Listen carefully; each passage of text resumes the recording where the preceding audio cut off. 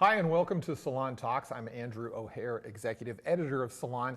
Anybody who is a writer or thinks they might be a writer or wants to be a writer would be extremely privileged to get to spend time with my guest here today. I'm welcoming Aaron Sorkin. And I don't say that because of the awards that you have won, Aaron. As impressive as those are, the winner of an Oscar, any number of Emmys, and I got tired going through the list of the other nominations, but because of the work.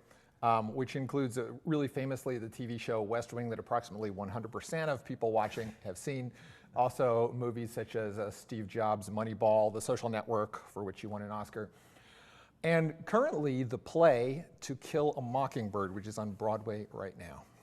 Thank you very much. Welcome, and I guess a place to start with To Kill a Mockingbird, which is one of the sensations of this season on Broadway. It's done very well, is that I did hear the opinion that you were crazy to take on a really famous American novel that also was a really famous American film and try to do a new version of it. Well, I held that opinion too. Scott Rudin, the producer with whom I've worked a number of times, called me and said that he had some very exciting news that after several years of trying, he'd acquired the stage rights for To Kill a Mockingbird. And he wanted me to write a play called To Kill a Mockingbird. And I had two feelings instantly and simultaneously. And the first was elation, that I'm going to get to write another play, that I'm going to come back to Broadway, I'm going to be in a rehearsal room again with, he already had Bart Scher to direct it. That I was going to get to work with Bart, that I was going to be in a theater again. The second feeling that I had was, oh, this is how I'm going to die. That what could I possibly do but take this novel, which holds a very important place on America's bookshelf, and kind of make it less than it is. My first draft bore that out. My first draft wasn't very good at all. It was timid. Probably the best thing you could say about it was that it was harmless, which is probably the worst thing you could say about a play, particularly this story. Yeah. It felt like a greatest hits album performed by a cover band. I just took the most necessary scenes in the novel and I stood them up. Ordinarily, working with Scott, I would turn in a first draft. He'd say, come to New York, and we'd have 4 or 5 days of meetings, and each meeting would last several hours, and I would come back home with hundreds of notes for the second draft. This time around, I turned in the first draft. We had one 25-minute meeting, and I went home with one note.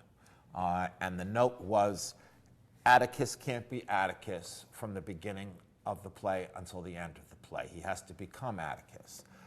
I thought, well, that's obvious. The protagonist has to be put through something, and he has to change by the end. We all learned that.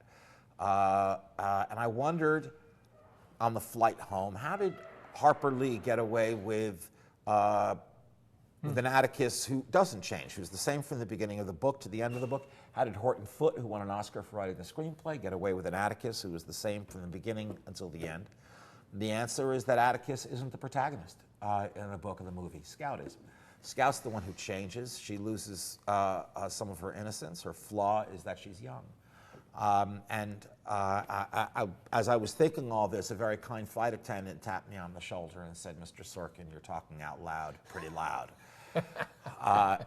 Anyway, when I started on the second draft, I threw out that first draft, and I had a new resolve, which is that I was going to stop thinking about the word adaptation.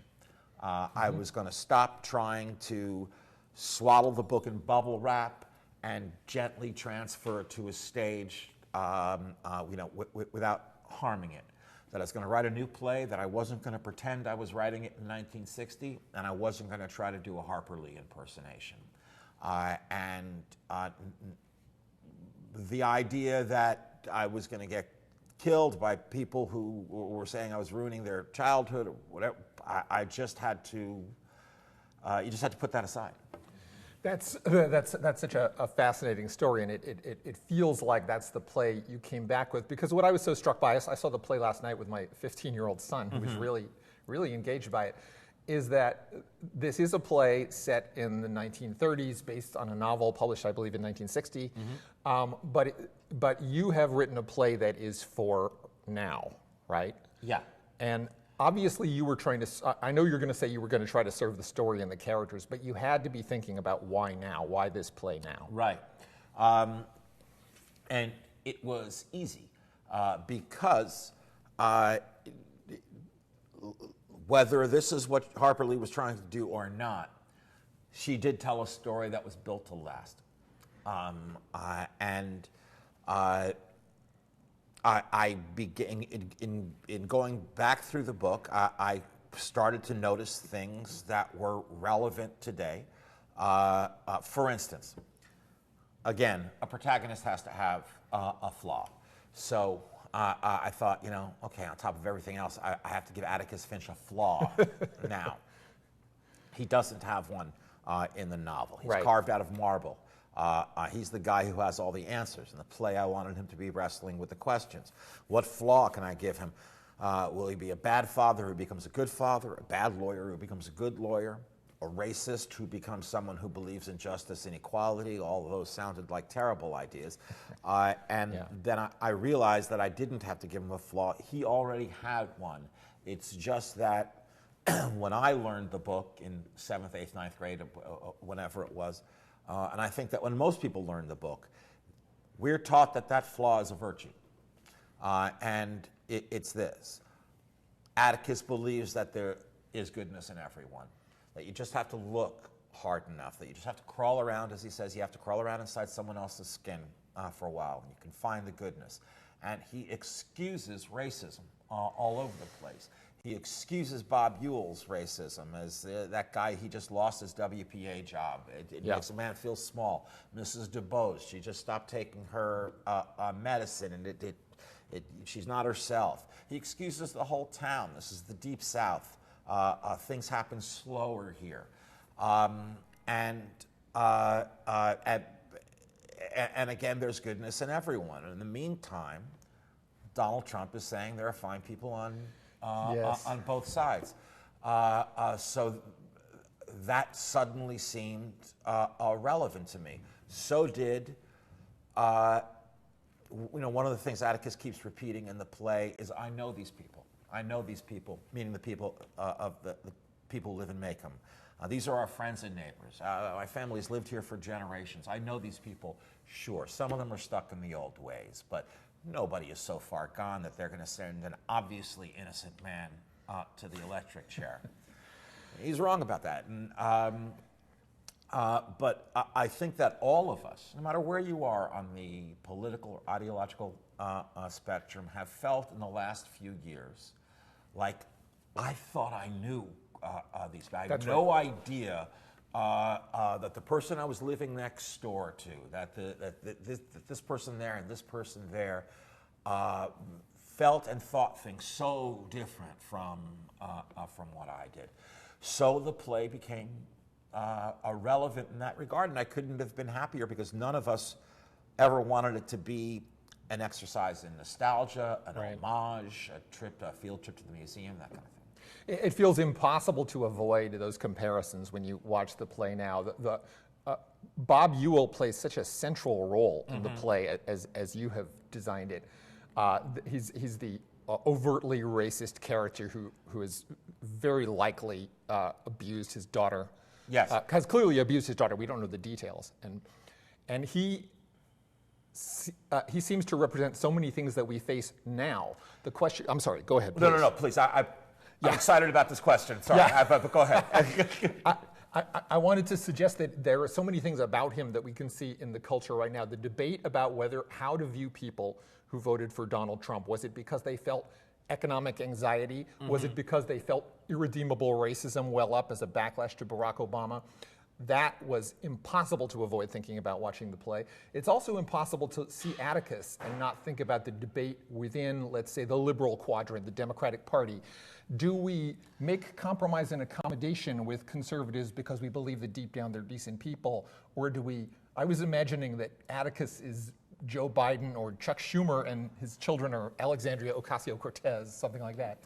Okay, well, in the first place, you, and it sounds like, and your son, I had exactly the experience in the theater that I could have hoped for. Bob Ewell. In the book, in the movie, Bob Ewell is presented to us as simply an impoverished drunk. Right? His life is over. He's an impoverished drunk, and he lashes out at everyone. In the play, yes, Bob Ewell is the victim of poverty, and I suppose he drinks, but now that I think about it, there are no scenes where he's stumbling, staggering drunk. He's smarter than the Bob Ewells that we've seen. He is able to articulate an anger to Atticus that the other Bob Ewells haven't. And I'll tell you something. If I'm writing, for lack of a better phrase, a bad guy, in order to avoid them being a mustache-twirling cartoon, I need to be able to relate to that person somehow. I need to, I try to write the character as if they're making their case to God why they should be allowed into heaven. And with Bob Ewell, I simply wasn't able to do that. So I'll tell you where I went to find Bob Ewell. Breitbart. Wow. If a lot of Bob Ewell's dialogue was written by commenters at Breitbart. I'm not joking. I almost shouldn't laugh at that. It's way too true. Yeah. I hate driving traffic there, but I would really recommend to all Americans just spend a couple of minutes a week going to the comments section. And then come back to Salon. Yeah, come back to Salon right away. You'll need to. You'll need to take a shower and then come back to Salon. If you go to the comments section, any article, doesn't matter what it's about. It could be about knitting. Go to the comments section, and you will say, I had no idea that these people really lived. I just thought this was a cartoonish version of hatred and bigotry. So I found Bob Ewell in the comments section, and the thing that he really brings in this, I think, of course, there's hatred for African Americans, and I threw in anti-Semitism. Yes, you did too. But what his thing is, you think you're better than me. You look down on me. You think you're better than me. And you mentioned, did Donald Trump get voters because of economic anxiety, that kind of thing. I'm not an expert on why people voted for Donald Trump, but reading Breitbart, you would come away with only one reason why people voted for Donald Trump, which is that he is an excellent stick with which to poke liberals in the eye. That they found the thing that liberals would hate the most, and that is their goal. They Schadenfreude somehow. And it's all about I'm talking about you, my friend. Yeah, you are. Think they're so much better than me. They look down on us. They think we're stupid. They think we're bigots. Yeah. And it's because they are stupid and they are bigots, okay? And that's what Atticus finally explodes with in that second act thing with Bob Ewell. So, and as far as, and you mentioned this very interesting thing, that Atticus, in a way, represents the division on the left now. And you're right. If this Atticus was running for president, the left wing of the left would find him not nearly angry enough. That because Atticus would find reasons to be compassionate about Trump voters, and the left wing of the left would hate that. I wish we could get, just a few weeks ago, we had Senator Doug Jones from Alabama in here sitting in that chair. And given that he's a Democrat who has to run for re-election in a Trump state next year, I would love to have his... I would love to hear what he has to say. Listen, he's a Democrat who has to run for re-election in a Trump state and not against a child molester. He will have. He'll be running against a candidate who's not a child molester. Presumably, yeah. You can't count on anything. Two things I wanted to touch on. One of the things that my 15-year-old son responded to about the show, which I thought was quite an interesting note, was that your play is pretty funny in places. The story, of course, is ultimately a somewhat mix of hope and tragedy, but there's a lot of tragic loss of innocence, tragic loss of life, bad things happen. But there was a lot of laughs in the show, actually. And his speculation was that something about the distance, not just the distance between now and 1934, but also from the sort of civil rights earnestness of the first go-round, creates that distance that makes things seem funnier at times. Do you buy that at all? I do. I think that your son sounds very bright to me. Listen, part of it is just my writing style. I think that if you can tell a serious story with a sense of humor, you're doing yourself a favor. What tends to happen, what I noticed anyway, listen, I stood in the back of that theater for 45 previews before we opened. People laugh their way through the first act and then start sobbing and gasping in the second act. And usually if you're laughing, it means that in a second you're about to get kneecapped. Right. And that was certainly my emotional experience of the second act. And you've also, and I don't want to say in the slightest that this was for like political reasons in the narrow sense of that term, but you have clearly worked to give the African-American characters in this story more voice and more agency. Yeah, it was not for political reasons. It was for the following reasons. There are, just to recap, there are only two, I should say, significant African-American characters in the novel. Calpurnia, the maid, and Tom Robinson, the accused. And in a story about terrible racial friction in the Jim Crow South, neither of the two African-American characters have anything to say on the matter. Yes. Nor do they have any agency of their own. Calpurnia seems most concerned with whether Scout's going to wear a dress or overalls to school on the first day. Tom Robinson gets to plead for his life. And that's it. So again, I couldn't pretend that I was writing the play in 1960. Today, for all I know, in 1960, using African-American characters only as atmosphere wasn't that noticeable, at least to white people. I think most white viewers didn't even think about it. Right. Yeah. Today, it is as wrong as it is a wasted opportunity. Those are great characters in this story, and you want to hear from them. So it's not just that they have more words, they do, but they have agency. And Tom Robinson makes decisions in this play that define his own fate. And Calpurnia is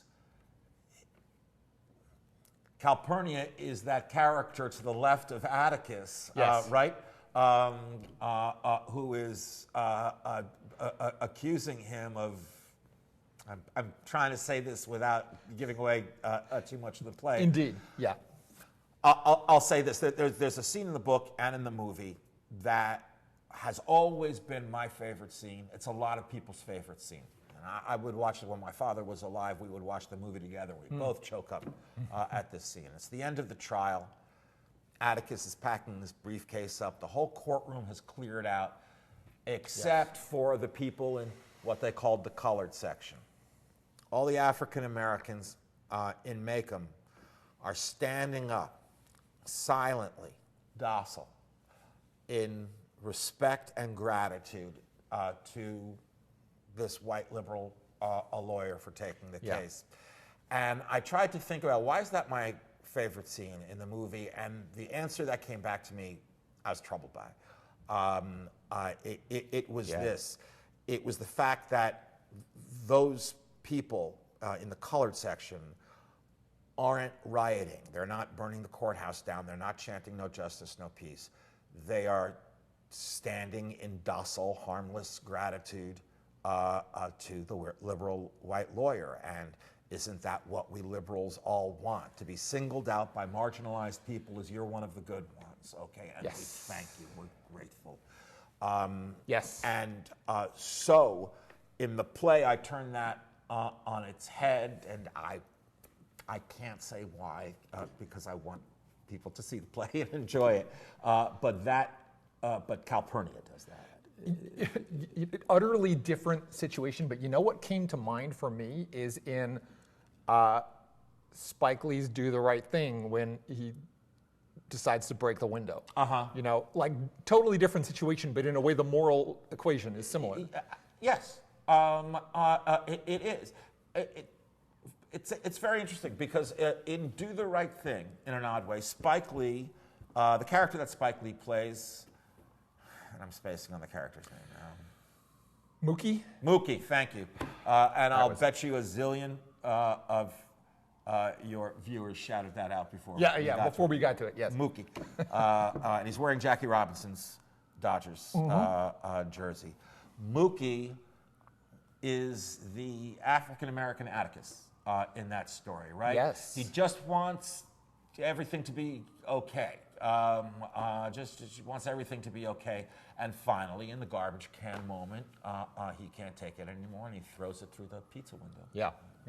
I even thought of a line in another one of Spike's films, which is drawn from history, but he changed it a little bit. When it's either Morley Safer or Mike Wallace asks Malcolm X, "Why don't you believe in the universal brotherhood of man?" And Malcolm says, "Well, I do, but it has come to my attention that not every man wants to be my brother." And it's a great line. there's a feeling of in Calpurnia and in Tom Robinson in your play, they understand the situation a little bit better than Atticus does. Right? Yeah, they do.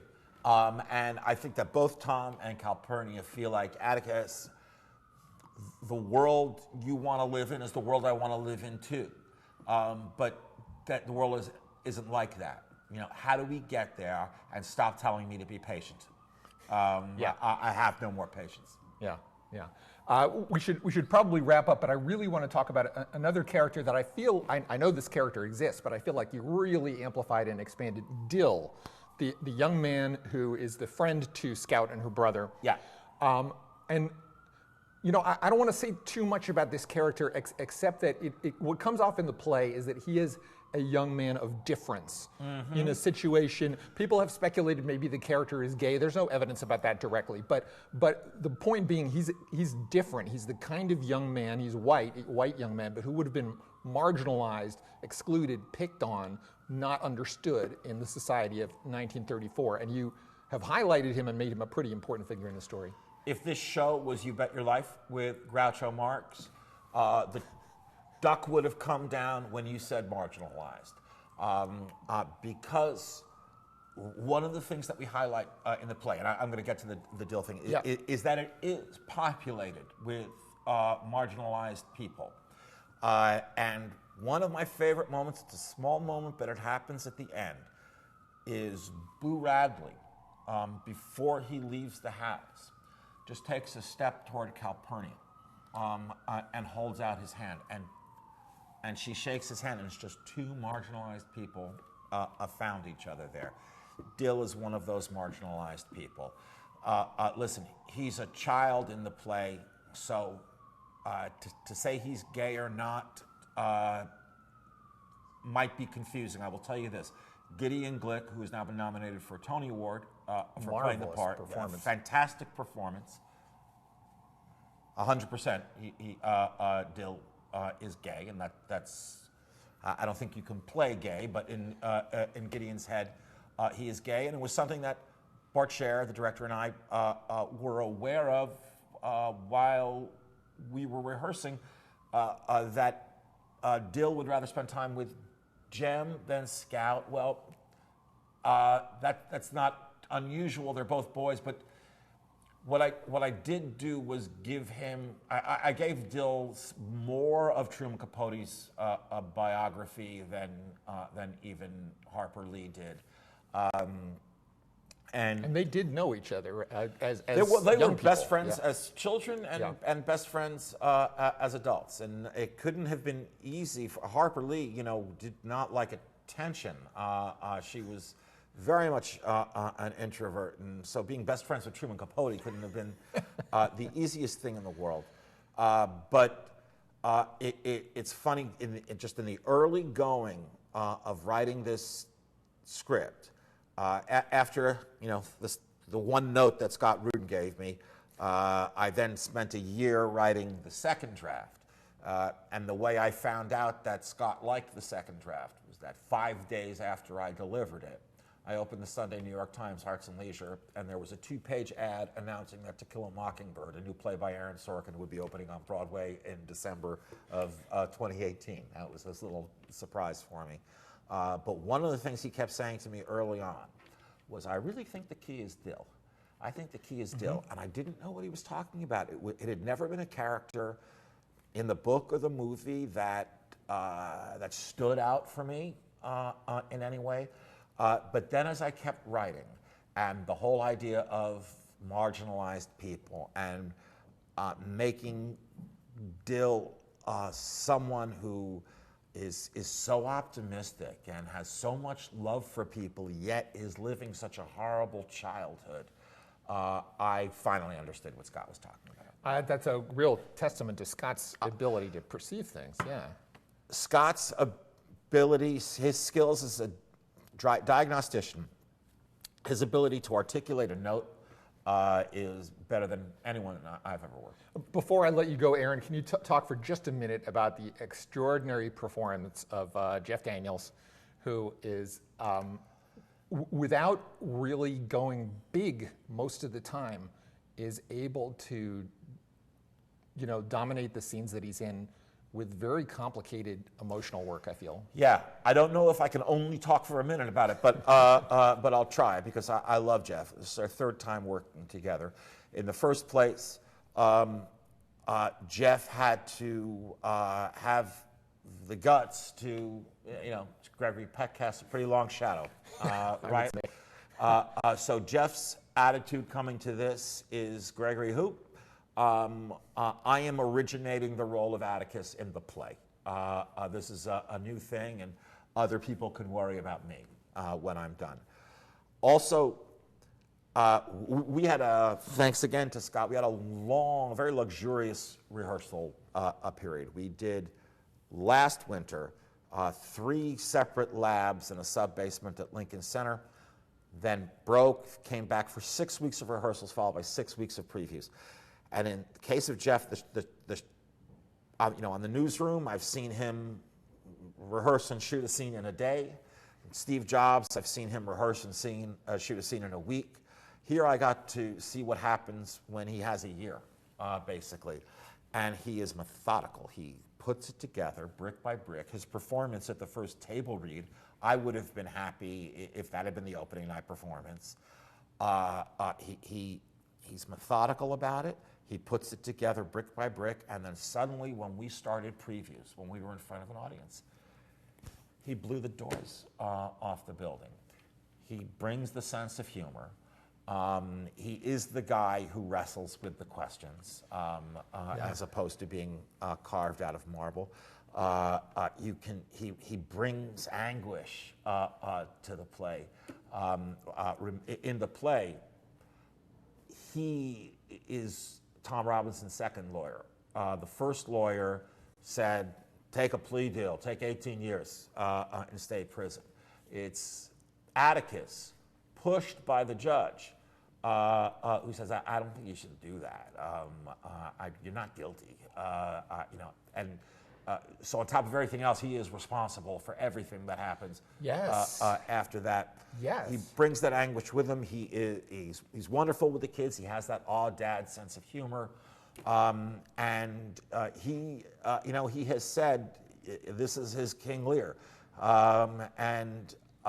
He straps the play to his back every night, and there's just also the joy of an actor on a Broadway stage with this company of 24. Fortunately, we have him for a while, but she'll miss him when he's gone. I can't say more about what an enjoyable and rich experience it is. To Kill a Mockingbird is on Broadway now. You still have a chance to see it. I know you're booked at least through July. Through September. Through September now. Great.